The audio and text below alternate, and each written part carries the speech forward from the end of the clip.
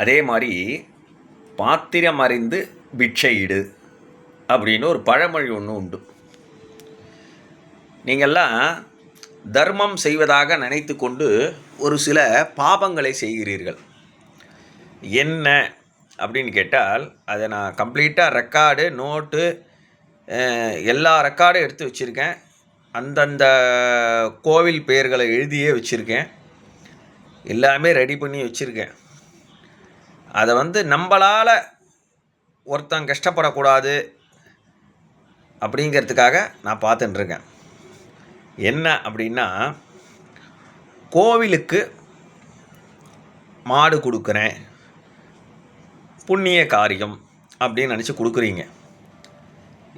பல கோவில்களில் அதை ஒழுங்காக பராமரிப்பதில்லை. அப்போ அந்த வாயில்லா ஜீவனை, அந்த பசுவை கொண்டு போய் நீங்கள் தானமாக கொடுக்குறீங்க. அதுக்கு ஒழுங்காக பல கோவிலில் தண்ணி வைக்கிறது கூட கிடையாது. என்ன, எந்தெந்த கோவிலும் நான் லிஸ்ட் அவுட்டு போட்டு வச்சுருக்கேன். எனக்கு என்றைக்கு டென்ஷன் ஆக போகுதோ அன்றைக்கி நடவடிக்கை நான் எடுத்துருவேன். எனக்கு ஹியூமன் ரைட்ஸ்லேயும் ஆள் இருக்குது, என்ன ப்ளூ கிராஸ் மெம்பர்லேயும் ஆள் இருக்குது. நானும் ப்ளூ கிராஸ் மெம்பர் தான், ஹியூமன் ரைட்ஸ் மெம்பர் தான். என்ன, அது நடவடிக்கை எடுத்துருவேன். அது ஒரு ரெக்கார்டே எடுத்து வச்சுருக்கேன். கிட்டத்தட்ட அவன் என்ன பண்ணுறான்,